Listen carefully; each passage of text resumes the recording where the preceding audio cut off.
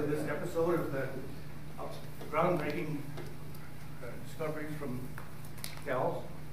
Last week and several weeks ago, we had returned passing reference to WARF, but we're going to get a serious exposure to it today. Kevin Walters is a doctoral candidate in the History of Science department who has spent, I guess, more than 2 years writing a 10-part series on the history of WARF.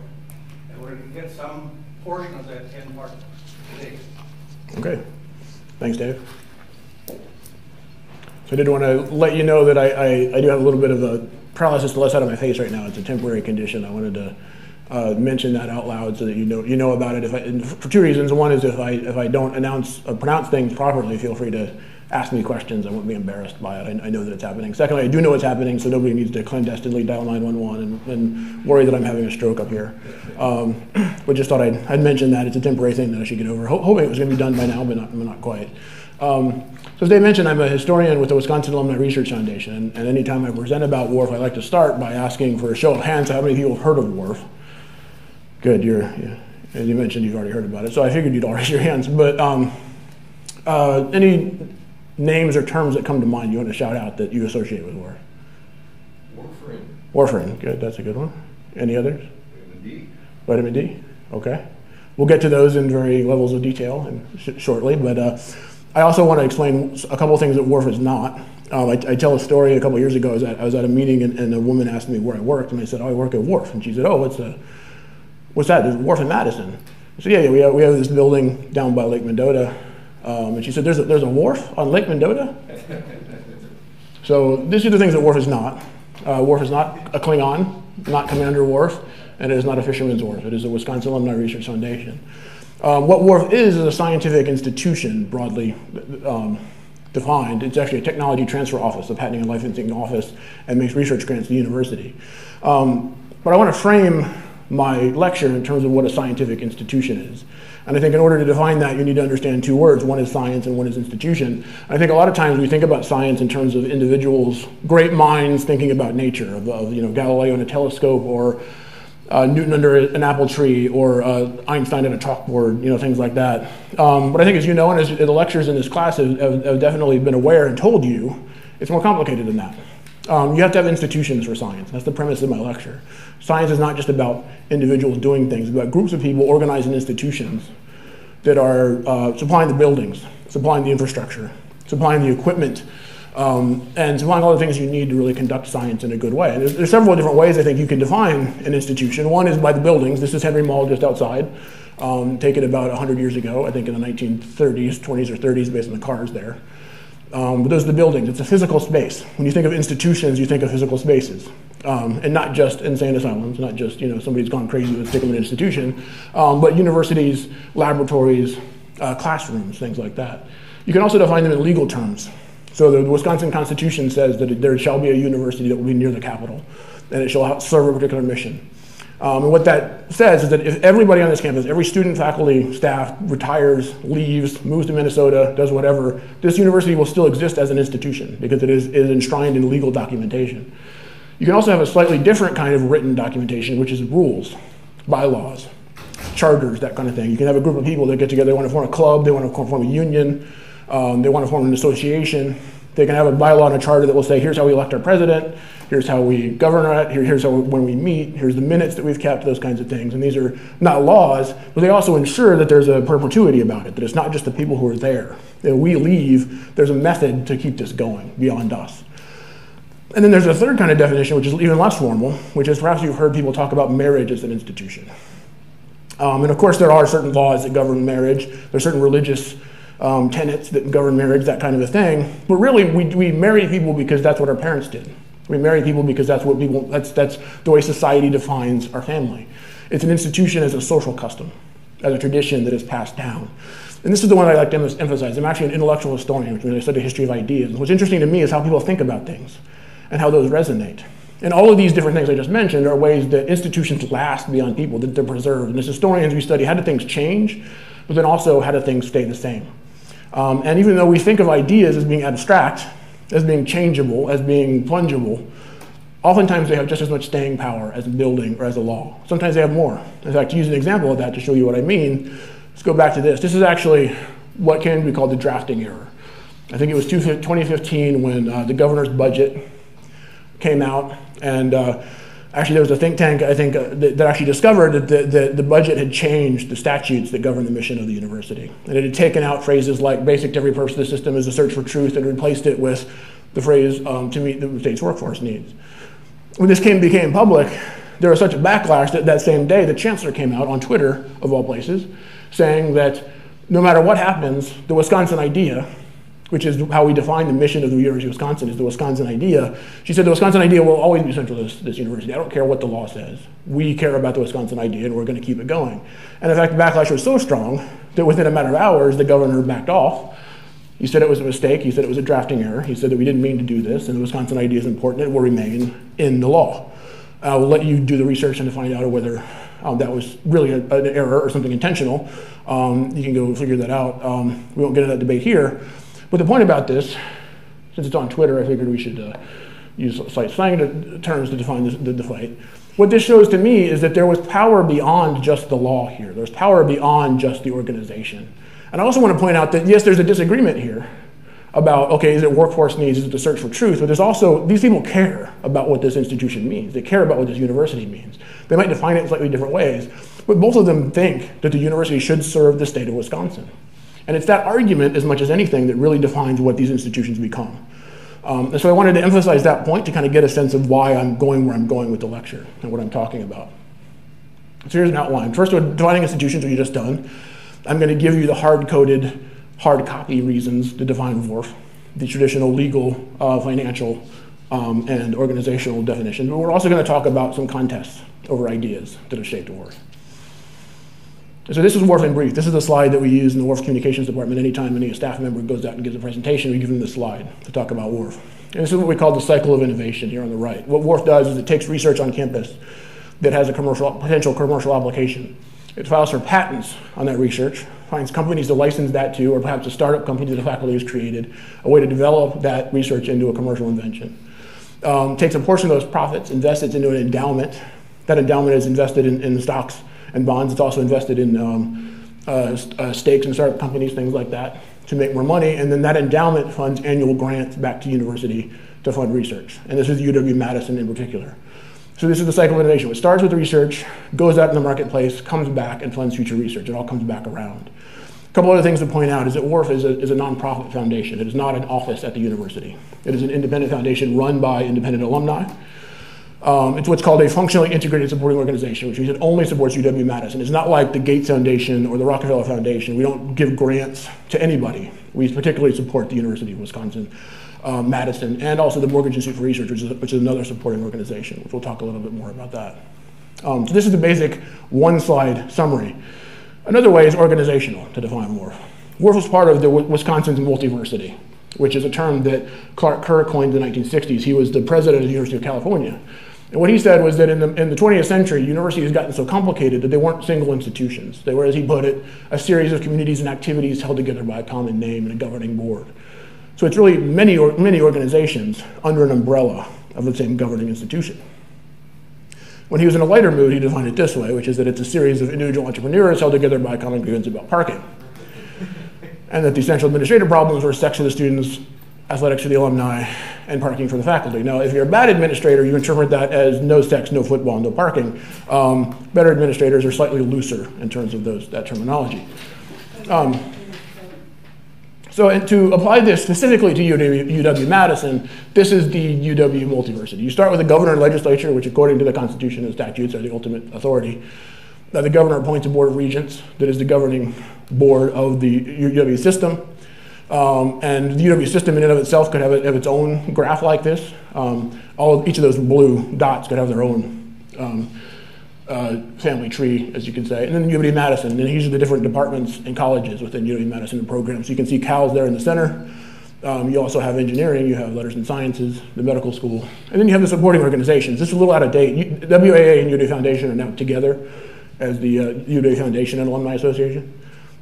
But WARF is another supporting organization. So this shows you how WARF fits into this multiversity concept. This is the organizational construct. I borrowed this, by the way, from Dean Emeritus Charles Reed of the School of Education. I always like to point that out, since he didn't explicitly give me permission to share it, but I've been using it because it's great, a great way to illustrate how things work. Then another way to define WARF as an institution is the finances. This is the Chancellors Budget and brief for 2016-2017. They just released this year's. I didn't have a chance to update the slides. So this is last year's data. This shows you where university funding comes from. The green is state funding in the form of tuition payments and state revenue. State revenue only makes up about 15% of the state budget. As I like to say, if you're a university employee and somebody says, what are you doing with my money? Only tell them 15% of what you do. The blue here is the federal revenue. And then the purple is where WARF belongs. That's 17%, which is gifts and non-federal grants. That's donations to the university that did not come from students' tuition, did not come from the state, and did not come from the federal government. Sure. Okay. So because of steady state budget cuts over time, what was it, do you know what a high ever was, what percentage of I don't know the specific numbers. It was much higher, both in terms of the raw numbers and in terms of adjusted for inflation. Right. So it's both gone down as a percentage, and it's also gone down as in terms of raw numbers. I think in the early 20th century, it was mostly state funding and tuition. Tuition was pretty low in the 19th century. We'll get into kind of how that has changed over time a little bit without specific the numbers, but it's definitely much lower than it used to be. Yes. And federal funding is much larger than it used to be. So you take that purple and you 17% and you break it out. That's what it looks like. This red is the alumni, the UW Foundation. These are alumni gifts. So if you become an alumni, or if your parents are alumni and you donate money, that's part of that red. I should start using the pointer here. It'll be easier. WARF is this green portion. You also see things like non-federal grants, or like gifts to athletics. Non-federal grants would be Rockefeller, Carnegie, Gates, things like that are donated, or corporations that donate to the university, things like that. So that green portion is really representing this $55 million base grant that WARF gives every year. Again, these numbers are about a year old, but they're proportionally about the same, I think. In addition to that $55 million, WARF also gives $14 million to the Mortgage Institute for Research, which is across the street in the Discovery Building. And then also what we call in-kind support, which means that WARF's patenting, licensing, and legal services are not charged to the university. They're given to the university free of charge. And then there's other grants and things. There's an inventor share of royalties. Inventor gets a cut of the royalties of each invention. And then there's grants that go along, things like we support the Discovered a Product program and the Office of Corporate Relations, things like that. And so altogether, this adds up to greater than $100 million of the university. And again, that's a slice of that 17%. And then the other way to define WARF is by its legal documents. So this is actually 1925. I don't expect you to read that whole thing, but I just like to show the original document. This is the 1925 Articles of Organization, first page, which was signed by WARF, the original alumni. This breaks out the actual mission statement in abbreviated form, which you can't read that. It says, to promote, encourage, and aid scientific investigation and research at the University of Wisconsin by the faculty, staff, alumni, and students thereof, and those associated therewith. That statement is still in effect today within WARF's current, what we now call the Articles of Incorporation, which were restated, but it still uses the same language. The two changes, one is Madison. When the system was created, the University of Wisconsin became the University of Wisconsin-Madison, and the other schools became University of Wisconsin, Stevens Point, Whitewater, River Falls, et cetera. And then the Mortgage Institute for Research, which obviously did not exist in 1925, that has been added into the articles. But other than that, the language is the same. And so this is, again, this historical study that I talked to you about. I studied what changed and what didn't. WARF has a consistent mission that has been consistent for 90 plus years that has been adjusted a little bit to adjust to circumstance and to change with the times. And even just recently, WARF undertook a strategic planning session, and we used the governing documents to inform our looking to the future. And this is the language we came up with, which was enable University of Wisconsin-Madison research to solve the world's problems. And I won't read the whole thing there, but this is kind of currently how WARF thinks about how we apply our mission statement to what we're doing in the future. So those are kind of the hard-coded, the hardwired institution things. And let's get into, I wanted to say 4 different examples of how WARF has been shaped by ideas over time. First one I actually want to talk about is something that happened 50 years before WARF was founded, which is the creation of CALS, originally the College of Agriculture. So during the Civil War, the Congress passed the Moral Land Grant Act under Abraham Lincoln, which what this said was that if a university decided to serve agricultural mechanical arts, applied sciences, if a university served that purpose, the federal government would give them a chunk of land that, by the way, had been taken from the Native Americans, of course. But they would give that land to the university. This was the land that the universities were founded on. This was land that the universities sold and used the funding from that land to then fund their operations. The University of Wisconsin is the land grant organization for Wisconsin. It was created, the regents accepted the land grant in 1867. What they did was they hired a professor, they bought a farm from Madison, and they created an agricultural campus, and that was basically it. The farm was basically good for firewood. Students would use it for firewood, and they'd use it to go on romantic dates and things like that, but there wasn't a whole lot of actual research happening on the campus. It was basically an excuse to get the land grant. This did not make farmers very happy. Farmers perceived the university as this place where lawyers and bankers took their tax money and trained their students to go off to New York and become famous. They did not train farmers, or they would take their sons. They say, we want our sons to become future farmers, and you're turning them into lawyers. And so there was the quote I loved, a farmer said, these lawyers are like these fungi, what are we gonna do about them? And the university wasn't serving that purpose. And so by the 1880s, there's a movement to detach the land grant from Madison and create a separate agricultural college, which would be the equivalent of Michigan State or Iowa State or Kansas State. It would be a separate university dedicated to A&M. It would be Wisconsin A&M, or whatever they decided to call it. But instead what happened was this guy here, this is William A. Henry, Henry as in Henry Mall, outside. It's named after him. There's actually a statue on Henry Mall, though, of William Hord, who was a dairy booster. He became governor in the 1880s. And then was the founder, was the president of, he and Henry were both served as presidents of the Wisconsin Dairymen's Association. So Henry, unlike his predecessor, was really dedicated to agricultural research. He created the Agricultural Experiment Station. He grew it. He was actually in support of having a separate college because he would have rather been a university president than a head of a department. But instead, a farmer's regent named Hitt and a lawyer regent named Vilas created what was called the Vilas-Hitt Report, which proposed a short course for farmers. The farmers could come in the winter, they could learn science, they could become better farmers. And they used this as a way to convince the legislature to not take away the land grant. Combined with a man named Hiram Smith, who proposed the idea of farmers' institutes, which is the opposite, which is we'd send faculty out around the state and we'd have institutes to train people about farming. And after a few tries of trying to get this right, basically it's hard to teach, some farmers at that point didn't read or write, so it was hard to teach them university science. But eventually they got it right, and Henry oversaw the formation of the College of Agriculture in 1887. And then the Babcock test is the greatest illustration of this in my mind, because Babcock was one of the world's great trained chemists. He had trained in Germany. He came to the university with this idea that wanted to test theories of nutrition. He wanted to figure out if the theories of nutrition were accurate. And if you do the new theory, he actually almost killed a cow by trying to test out these theories. The cattlemen at the university farm didn't like that. So Henry said, how about instead, we have this problem we want to create. We can't test butterfat very well. Can you help us out with that? And he fixed it. He did it. He created a butterfat test, and as you know from this class, it's kind of a big deal. It saved the dairy industry more money than what the state gave to the university over the course of time in a single year. And so this is this compromise, right? There's this debate about what should the university be? What should a university be? What should research be doing? Who should fund it? What should it pay for? How should money come in? How should money go out? All these debates are happening, and ultimately it led to a campus which is different than almost anywhere else in the country, and that we have a College of Agriculture on one side of the campus and a College of Letters and Sciences on the other side of campus, and they're together, as opposed to separate, as I said, in Michigan and Iowa and Kansas and other places.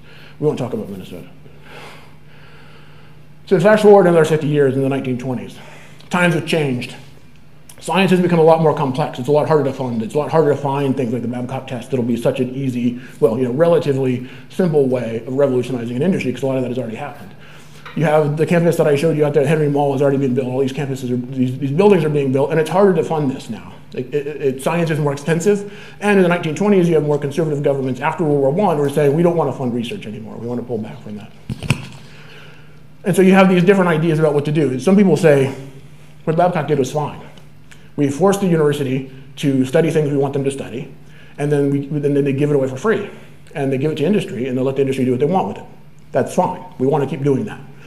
Then you had Charles Burgess. He was an engineering professor. What he decided to do was leave the university. He invented a dry cell battery while a professor here. He left and founded a company. And then eventually that company left Madison. So it was university research spawned a dry cell battery innovation. So on a company, none of that went to the university, and eventually it left the state. Then you had Daniel Grady. He was a progressive like La Follette. And their argument was that the university should serve a public service. It should be funded by the public. It should benefit the public by things like state commissions that develop things like Social Security. We should use university expertise to frame public policy. That was his idea. And he actually proposed and got passed a resolution that said that the university would not accept money from Rockefeller or Carnegie. And as a result, the university turned down a $50,000 grant that was coming from the General Education Board of the Rockefeller Foundation when that was passed. So these are the debates that are happening in the 1920s. And along that comes Harry Steambox. I think you've talked about in this class the vitamin D irradiation. So you know the vitamin science that was going on. I won't tell that whole story. But Steambox had this invention, and he was concerned. He knew the precedents. He kind of knew that as a scientist, he was either expected to leave the university to go into private industry or stay and be a scientist like Babcock. He knew those general funds, but he was concerned that if his vitamin science was left to the public, that industry would use it, and it would not use it in the way that Wisconsin wanted it to be used. Maybe margarine people would get a hold of it, and they would use it, and the butter industry would be hurt. So he goes to Harry Russell and Charles Schuchter. First he goes to Harry Russell. Harry Russell is the dean of the College of Agriculture. He's overseen the growth of the College of Agriculture for the previous 20 years. He's very concerned about the fact that every year he has to go convince the legislature to just give him the budget he had last year, much less give them more money. And so he's thinking, I need to find a way to fund university research. He sends Steambox to Charles Schuchter, who was a very influential dean, who was very influential in the policy with the research committee and funding graduate research and organizing it. He had a connection of alumni donors that he developed. Together they decided to patent Steambox invention, but not to create a company, not to take it privately, not to sell it to Quaker Oats, which was very interested in buying it. They decided Steambox had come across a proposal in a journal which said, how about you have have an organization of friends of the university who would patent and license this and administer patents on behalf of the university, so the university didn't have to do it. They recruited two kinds of alumni. First, they found lawyers. This is George Haight on the left. That's Timothy Butler, Evan Evans, and Timothy Brown, Evan Evans, and Harry Butler. I always do that. But George Haight was really the leader of this. He's the first president of WARF. He devises a litigation strategy in which WARF will patent inventions from the university, starting with Harry Steambox. We'll find people to license it and develop those and use that to make money. This is a litigation strategy using legal expertise to accomplish this particular goal, not just scientific expertise. Then you have another set of alumni who are the bankers and lawyers. This is Tom Brittingham Jr. This is William Keyes, a New York stockbroker, and Lucian Hanks, who is the head of the First National Bank here in Madison. He becomes WARF's first treasurer. Brittingham is WARF's first vice president, and he and Keyes developed this idea that instead of just giving the money that we make off of patents back to the university immediately, we'll invest it in an endowment, similar to what Carnegie and Rockefeller have done, but it'll only be specifically dedicated to UW. And so we'll invest it over time, we'll make millions of dollars, and we'll turn these initial fees into much larger money, and we'll fund the university's research in perpetuity over the course of time. And that idea in itself isn't unique, but what they did under Brittingham was a very aggressive investor. He had a strategy called rosebuds, which he said you don't look for roses that have bloomed, you have the roses that are going to bloom. He also used a horse racing analogy, which he said you don't bet on Secretariat after he won the Kentucky Derby. You bet on the next winner of the Kentucky Derby. He didn't say Secretariat because that hadn't happened yet, but but that was the idea. You bet on future winners, not current winners. And so together you have these three groups. You have the lawyers, the scientists, and the financiers. They're dealing with the same questions in different forms that were happening in the 1880s. It's a similar values debate. What should the university be doing? What should research be doing? Where are we going to get the money for it? Where are we going to spend the money? But it's happening in a different context. It's happening in the context of the 1920s. They have a different answer. And they come together and they found WARF, these three groups, and this leads to the cycle of innovation that I told you about earlier. You start with patents. You put the patent proceeds into an endowment, and you use that to fund research. And it all comes back to UW-Madison. Another way of looking at this is to use WARF logo, that everything that started with Harry Steambox invention spiraled out for 90 years to what we have today. So now let's flash forward to the 1940s, the next case study that I'm going to talk about. This is a series of guys who are critical of WARF. This is Alfred Glover here on the left. He was actually a successor of Hoard's at the Hoard's Dairyman magazine. He clung to the idea that Babcock had it right, that you shouldn't make Wisconsin farmers pay a licensing fee, that you should just give it to us. You should just let us have it. And he wrote a letter to Harry Russell to that effect, and Harry Russell said, it's a lot harder to do things now than it was in the 1890s, and quite frankly, times have changed, we need to evolve. This is F.B. Morrison. This is a later picture of him. He's about the same age as these guys, but I put him here as a representation of some professors were concerned that now they were going to have to find patentable inventions, that they were going to be, the pressure to patent was going to determine what their research was going to be. And he said, I understand that we have to patent Steambox thing because we got to protect the dairy industry. But he was concerned that too many things would be patented. And it would be too much of an economic driver for university research. Then you had William Evu. He was the founder of the Capital Times after World War I, the progressive newspaper in Madison. He was similar to Grady. Grady actually sponsored the resolution to create WARF, so he wasn't an opponent of WARF. But Evu had the same progressive philosophy, and he said that what WARF is really doing is just taking Wisconsin's name, its public name, and putting it into a private corporation, and he didn't like that. He thought that WARF was trading on the university's name, and was concerned that WARF wasn't transparent enough, that he couldn't understand the funding.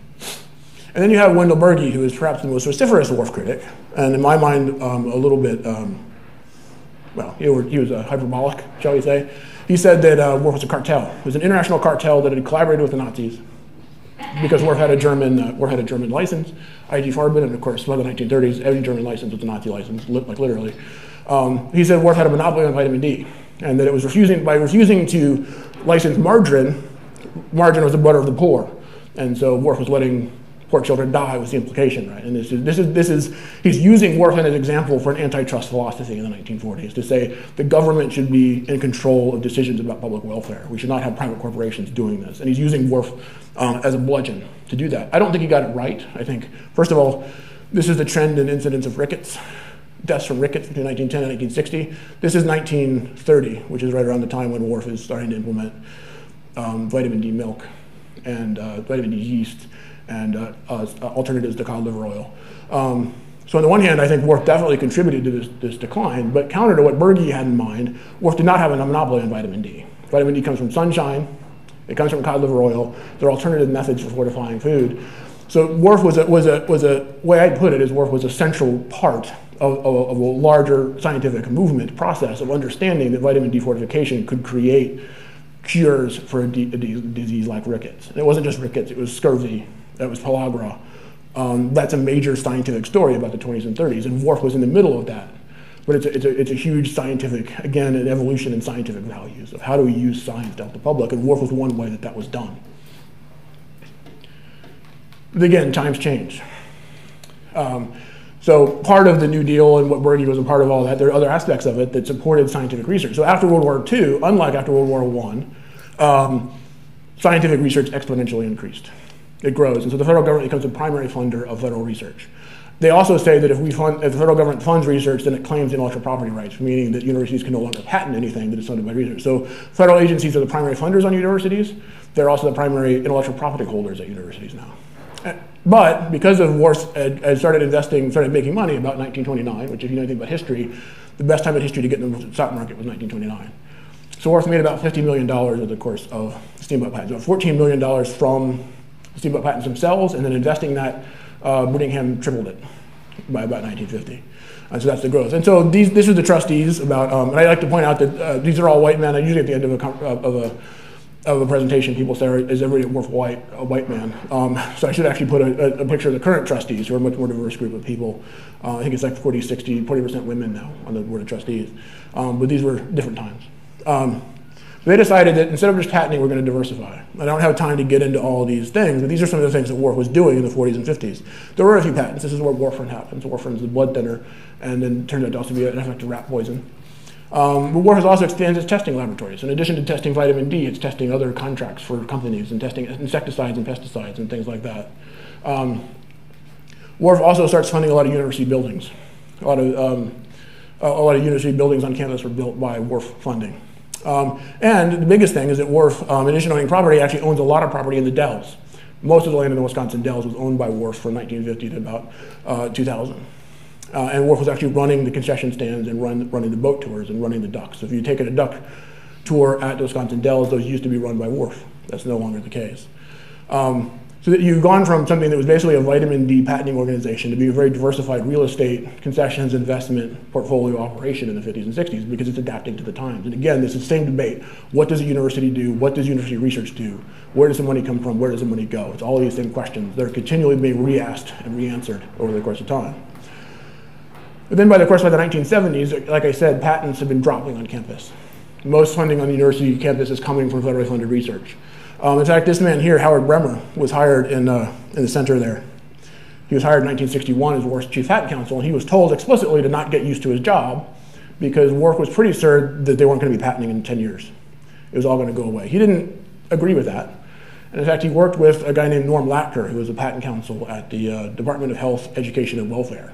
And they were able to determine something called an individual patent waiver 8.2b in federal regulations that said that if you have a particular invention, you could petition a funding agency to allow a waiver so that you could actually patent that. So government default is that the government owns private property, but you could ask them, petition them to waive that on a particular invention.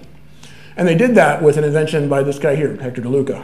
The buildings across the street are the Hector DeLuca buildings now. DeLuca walked into the WARF offices one day and he said, you know, my advisor was this guy named Harry Steambox. He told me all the time about how he patented this invention. I think I have something that I can patent. I'm paraphrasing here, but I think I have some inventions that I want to patent, and I think that I want to do this. He had never met Howard before. He had not been to WARF before, but because he knew Harry Steambox, he was actually Steambox's very last PhD student. And so Hector and Howard worked together. They applied the waiver to one of Hector's inventions. They then work out what is called an institutional patent agreement, which what that means is that, so at the NIH can say, we're going to have an agreement with the University of Wisconsin that anything we fund the University of Wisconsin for, we're going to let them patent that. And so rather than a waiver on a particular invention, it now applies to funding from that particular agency. And again, Norm Latker was at NIH, and he was helping secure this. And so then over the course of the 70s, there are other technology transfer offices that had sprung up at other places like Purdue, and a few other institutions.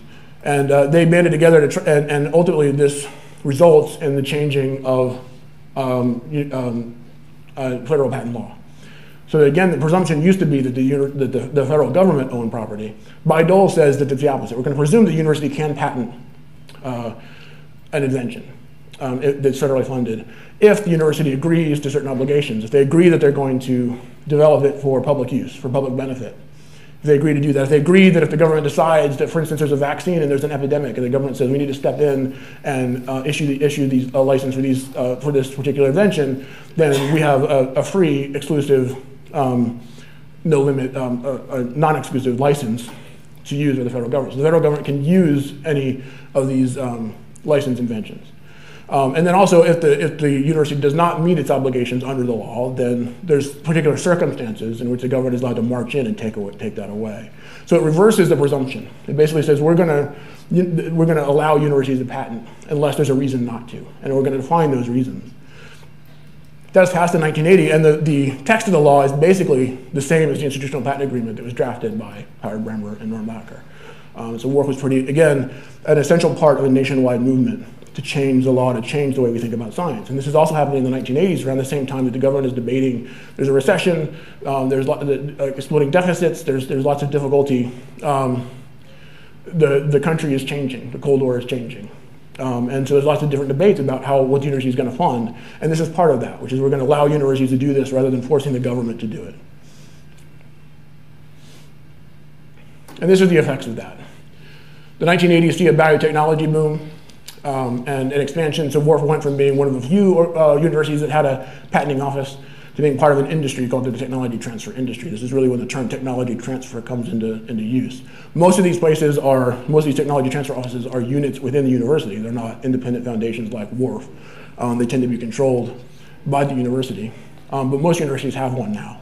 And these are some of the numbers that Bayh has generated over the last 20 years or so, in terms of creating an entire industry, billions of dollars, and it used to be that only, I think it's something like 2% or less of patents that the government held were actually being developed into products, and now it's much higher than that, because the idea behind Bayh and the values behind it are that partnerships between universities and companies are better at commercializing scientific research than a government agency that is sitting on it. That's the idea, and the evidence suggests it's pretty good at that.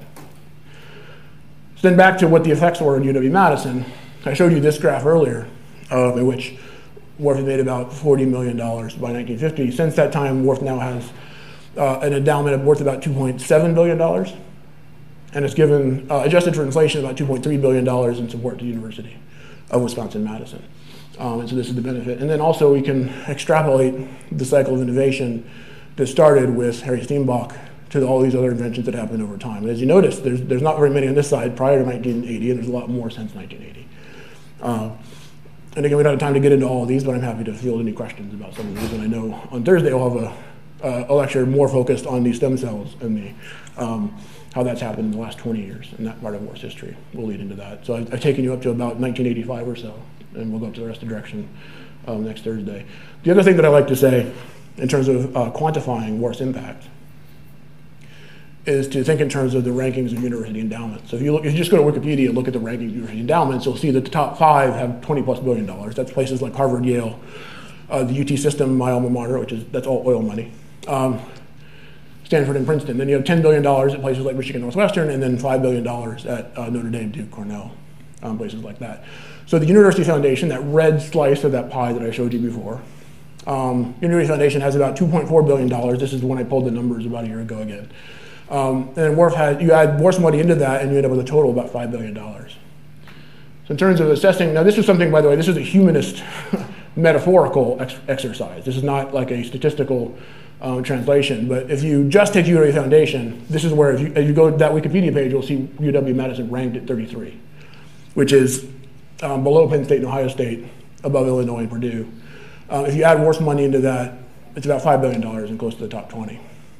Like I said, this isn't necessarily a universal exploration of other universities and other sources of funding. Like, it doesn't take into account things like the UW Medical Foundation, things like that. It's not a full portrait of assets, but I think it gives you a good idea about the margin of excellence, as we call it, that WARF has been able to provide by giving that $2.3 billion in grants to the university over the space of 90 years and having $2.5 billion to fund additional grants into the future. Well, like I said, the ultimate point about telling you this whole history and going through these stages is to show that it wasn't just a matter of Steambox had an idea and that created $2.5 billion. There's been an ongoing negotiation, an ongoing debate about what a university should do, what WARF should be to that university, and how it should be created, and WARF's a product of that. And it's going to keep going. Our generation has to do that for our own generation in the same way. It's a constant process. That's history. So I'll stop there. Hopefully I haven't talked through my question time too much, but. Thank you. Yeah. Do we have till 5:30 or? About that, yes. Okay. I'm happy to stay longer, yeah. So how much, what percentage of WARF's finances does it dispense to the university every year, or maybe it's on a biennial basis, I don't know. It's an annual basis, and the current policy is to spend about 4% of the endowment. 4.5, 4.5. Okay, and that's a recent quantification. It was less, and that's so. Foundations, like I said, WARF is a supporting organization and not a private foundation. So private foundations are required by federal law to dispense that much. WARF is not subject to those regulations, but WARF does meet essentially that same requirement on its own. And what's happening to the other, 93.5%? It's invested, and the idea is, and this is also standard sort of industry policy, which is that 4.5% is kind of what you'd expect, accounting for inflation and accounting for return on investment that you'd be able to make. So the idea is that $20 billion is producing that 4.5%, and so each year the endowment is producing enough money to be able to fund that research. And the bigger the endowment is, the bigger that 4.5% is. And so that's the idea. That's the idea that WARF was founded on. So that the idea is that $2.5 billion should grow over time and should constantly provide annual grants. If the university survives for 2 more millennia, the endowment would still survive. That's being a little optimistic, but we may not last until the sun explodes, But the idea is that it should last forever, and it should not disappear. Right. Yeah. Any other questions? Yes. So as far as I understand, the importance of the 1980 Act is that it allows the university to keep the license of the products, right? To keep the rights to patent. The title is the terminology. So or can have the title to the patent. Okay. And you said previously the professors were concerned that the funding would direct the research, that after this act really has changed, that professors can determine what they want to do. I think that it's. I don't think that the evidence bears out that universities are still pursuing basic research. They're still pursuing the same thing, and still, federal funding is still the primary funder of research. The larger chunk of the research of the university budget comes from the federal government. I think that the increase in federal government kind of created a different question and kind of changed that equation, which is now is by accepting federal money so often, does the university then serve the funding agency as opposed to, instead of serving corporations, it's also, is the federal government dictating the agenda of research on campus? I think that's a greater concern now. And it's something that I think WARF actually protects against, because because WARF's policy has always been you give a grant to the university and you let the university decide how they're going to use it. So like Steambox was never a member of WARF, he never sat on the WARF board, and the idea was that there would be a strict delineation. WARF makes the money, university decides how to spend it. That's what George Haidt said. And so actually WARF funds tend to be less attached to particular funding streams than federal grants are. They tend to be more fungible, or I don't know the exact right, I'm blanking on the right terminology here. But they're not as directed. And so that in that sense, WARF actually gives a researcher who gets a WARF grant has more freedom to do what they want to do than if they're applying for an NIH grant. And so I think that's part of the equation as well, and part of the way things have changed, and part of the argument. So the argument used to be Harry Russell said that all of these private universities are having all of these grants, these large endowments. We're not going to be able to compete as a public university with these endowments, so we need to create our own. And this is before the UW Foundation exists. I think the argument now is that we need to have our own funding. We need to be maximizing, creating a margin of excellence out of our own research, and making sure that that research is actually getting the most benefit out of that. And that's kind of the argument that we can use for WARF funds. Yes? Who governs WARF? Is there a board? How does one get appointed to it? Yeah. Does the board get involved in administering investment policies? Yeah, so WARF is a self-perpetuating board of alumni trustees. So the requirement is that WARF has, to be a WARF trustee, you have to be, have attended UW-Madison for 2 years or have a degree from UW-Madison, and you're elected to 5-year terms. And then so basically, yeah, so be an alumni and convince the trustees to elect you. Then also the managing director of the foundation is on the board, is a board member, and the chancellor of the university is also on the board. There's a university official on the board, and that's to ensure the functionally integrated aspect of WARF supporting organization status. By having the chancellor on the board, it guarantees that WARF is functionally integrated. So that's the constituency of that. So what keeps it attached is two things. One is the chancellor's on the board, and then there's alumni that serve. And yeah, the Board of Trustees have the final word on WARF policy. There's an investment team, professional full-time investment team that WARF has that's in charge of determining the investment portfolio, but as like a normal board of directors does, the WARF Board of Trustees oversee that and approve the budget and vote in favor of it. So it's pretty similar to how like a corporation that has a CEO and a board, and a managing director, and then a board of trustees that oversees those decisions. But it's a nonprofit board instead of a private board.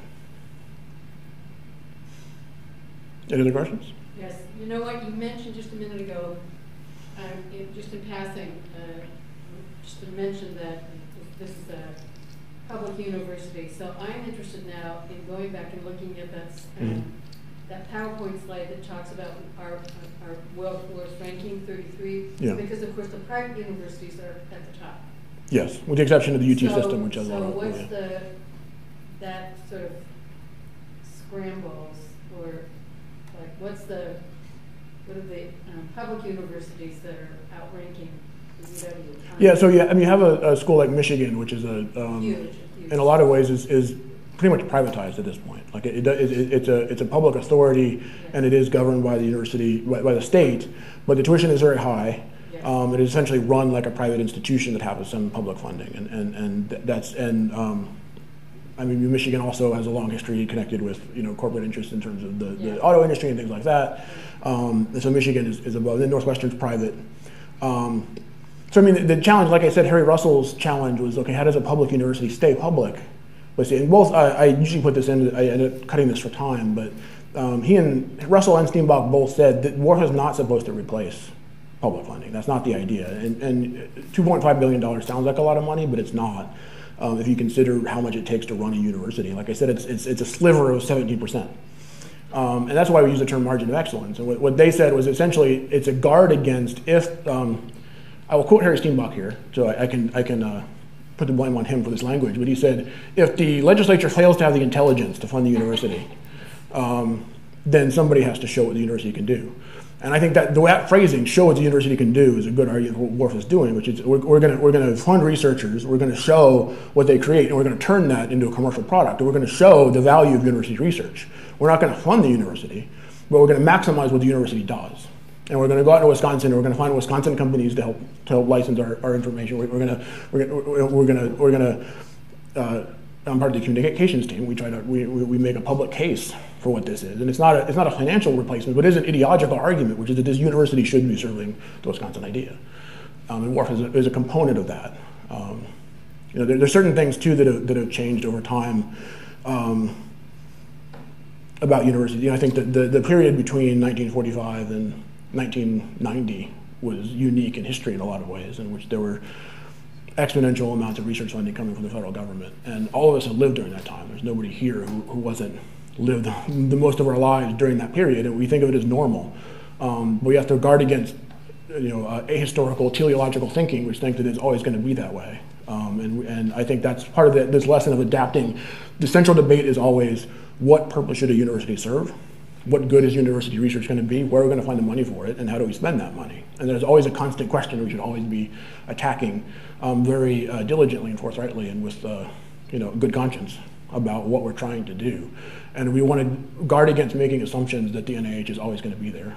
And that remember that our purpose is to make sure that this university is great, that UW-Madison stays competitive, and that we do everything we can to make that remain the case. And I think the danger then of having so much federal funding is that we start to think of the Wisconsin idea as Wisconsin serving the world, as opposed to the University of Wisconsin serving the people of Wisconsin. And I think there's some mission creep, there's some dangers of all that, and that's always something that's always been a question about WARF, which is what are we trying to do, how can we serve that purpose, and adapt, but not lose sight of historically who we were. So that's getting off on my tangents rather than answering your question. But. Thank you. I wonder if anybody has ever looked at the effect of involvement with patents and money on a scientist's career. When Lincoln died, I went through all of his papers, spent a long time doing that, and it was very apparent that before Warfarin, his correspondence was all scientific. After Warfarin, it was almost exclusively legal. He can't have been carrying on the same kind of research after.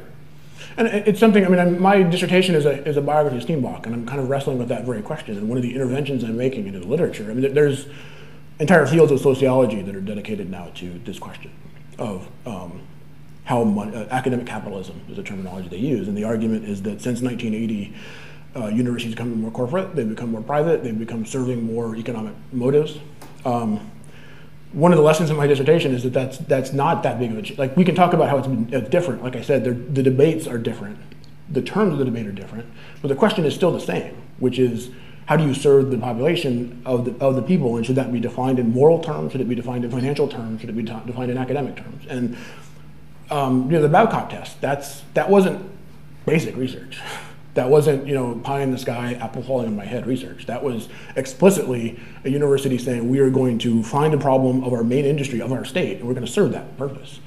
And so the critique about academic capitalism is that it's the university becoming more dedicated to commercial interests. I don't think that's a very strong argument. I think scientists have always been doing that, and Adam Nelson on my committee says that since the University of Bologna in the 13th century, which by the way was founded where the students paid the professors.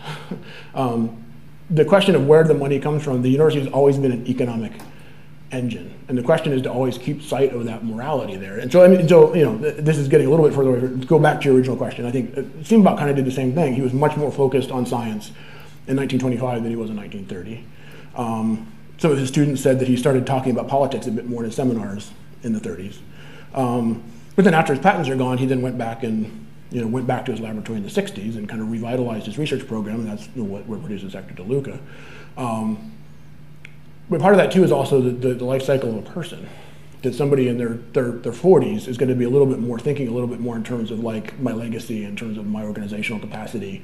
And I think when you study scientists, you tend to see that their contributions are in their 20s and 30s. And that they move on to other things in the 40s and 50s. So I kind of question whether it's as much about age as it is about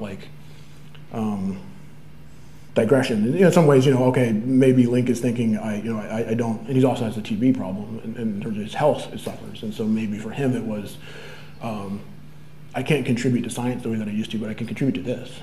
And so what's interesting, I call it moral economy, which is that the way people think about right and wrong is affected by who they interact with, and it is a negotiation over time. And I think we can be a little simplistic about these things and say that a scientist who cares about making money is selling out. When a scientist who isn't thinking about money is just poor, or doesn't, like I said, you can't. Newton sitting under a tree thinking about science, we tend to forget about the fact that that's because he was an aristocrat, and that we tend to forget about the fact that Einstein was a German emigre who was fleeing the Nazis, and that's how he ended up here, and he was funded by the federal government for 20 or 30 years of his life. So paying attention to how people fund it is different than judging them for the fact that they are funded, I think. And so, so it's not to entirely reject the idea that scientists should not be commercial. I do think, I don't want scientists who are only motivated by how is Dow or DuPont going to pay me. But I think it'd be irresponsible for them to not think about that. And I hope that they're thinking about it in terms of social problems as much as you can. How do I fund my work to be a social benefit as opposed to how do I make a lot of money? So I think we skipped you twice there. You talked about the Bayh-Dole Act. What Yes. states were those senators from? It was Evan Bayh of Indiana and Robert Dole of Kansas. In fact, Joe Allen, he was the staffer who helped write the Bayh-Dole Act with Evan Bayh. Oh, sorry, Evan Bayh is his son, isn't it? Birch Bayh. Birch Bayh, and then Evan Bayh was his son. So Birch Bayh, Joseph Allen, who worked with Birch Bayh, is still around, and he comes to autumn events, and we'll talk about the Bayh-Dole and promote it. So it was actually, I think with Birch Bayh, it was he was concerned about Purdue, and they were the ones who kind of working with their researchers at Purdue connected with Howard Bremer at Wisconsin, and then it went from there. Sure, yeah. And one more, do I understand the University of Wisconsin existed prior to the land grant? Yes, and the university is like we celebrate 1848 as our founding year because the Constitution created the university, and Wisconsin was created in 1848. The first graduating class was like 52 or 53, I think. I think their first classes were actually held in 49. And so yeah, there was about 20 years where the university was not a land grant institution because there was no such thing as those. And then there's also a second land grant, so like Texas A&M and Texas were created by a second land grant in 1880. There's also things like the Smith-Lever Act, the Hatch Act, and things like that that create experiment stations and fund those, and then also fund extension work. There's a whole series of acts through 1860 to 1920, which is a pre-New Deal understanding of how you fund research, which we're going to fund applied science. We're not going to just fund research. So where did this university, where was it physically sited in 1848? Here on Bascom Hill. It was called University Hill. Right. Yeah, so it was. I think the first classes were actually held downtown somewhere, but from the beginning it was Bascom Hill, and then North Hall was the first building. That was originally a dormitory for men, and that's where it was founded. It's always been there. There were constant. So that one of the reasons why the University Farm, Madison basically sold the University Farm at a deal because they didn't want Madison to be moved to Ripon. So there's lots of debates about the site. Oh, okay. Originally, in the very beginning, it was actually about is the capital going to be in Madison? And that also affected. So in the Constitution, it was written into the Constitution that the university had to be close to the capital, which is another part of the Wisconsin idea that's different than most other states. Ann Arbor is not the capital of Michigan, and so the State Street having a university and a capital at other ends, that's part of the Wisconsin idea and part of the progressive tradition. Over time. There's something else I was going to. Well, so the other interesting thing about the Bayh-Dole Act was it was not. It was originally the Dole-Bayh Act because it failed the first time around, and then the tradition was that if the bill failed, you reverse the names. It was actually a lame duck Congress at the end of Jimmy Carter's term that got it through, and it was a deal that Birch Bayh made with I believe it was Adlai Stevenson. I might be misremembering, but it was essentially it got through on a unanimous vote as a courtesy between the two parties, and I like to say that because the Bayh-Dole Act would be impossible to pass now in those terminologies because they would never be that nice to each other. Right. There was actually the Stevenson-Wilder Act was the alternative bill, which was essentially we're going to create institutes, national laboratories, which do exist and they were created, and essentially the deal was we'll let the Stevenson-Wilder Act pass and we'll let the Bayh-Dole Act pass, and they made an agreement that they'll let both versions go, as opposed to I'm going to destroy your entire career because you're not in my party, which is what we do now. Oh, yes, sir. Is there a reason why UW-Madison became the land-grant college and not Ripon or? Well, yeah, that's kind of what happened was that they were trying to create Ripon, and the Violet's Hit report basically said, okay, we'll agree to do what you're telling us to do if you let us keep it. And so that's kind of like what I like to describe it as like I'm not a physicist. So is it centrifugal force that pulls in or centripetal? Anyway, the one that pulls in. The debate somehow in Wisconsin, what makes the Wisconsin idea important to me is not necessarily progressivism or necessarily the opposite of progressivism. It's that somehow when we had these debates in this state, it pulled us back into the same place again. It pulled us together as opposed to flying apart into different factions. And that's kind of always what has happened somehow. Like if you consider that it wasn't the Republicans versus the Democrats in the 20s, it was the progressive Republicans versus the conservative Republicans, the stalwarts versus the progressives. And that kind of, like having those two factions within the same party actually made the debate much harsher, but also meant that it got resolved in a certain way. And it was always, I mean, well, not resolved, I mean, they still argue with each other. But for somehow, it ended up being a thing that you had two sides arguing, and you ended up with a solution that was at the center, was all in Madison, as opposed to in my home state, which is the Aggies and the Longhorns hate each other, right? So, and one are the engineers and one are the law students. That's kind of how it goes. So to me, the Wisconsin idea isn't that we're just nice Midwestern white people. It's that we argue with each other. And in fact, it was actually in the late 19th century, Wisconsin, we would look at it and think it was all white, but it was Germans and Norwegians and Anglos. And those racialized ethnic debates were just as vociferous as what, the ethnic debates that we have in the 60s and 70s were. And so I think there's a mistake to think that Wisconsin is what it is because we're nice and we get along with each other. It's actually because we argue and we fight it out. And we keep doing it, and we keep coming back, and that we try to be civil about it at least, as opposed to, again, like Texas where you just get shot. I can say that because I'm from Texas. But. Other questions? Thank you very much. Thank you. Yeah.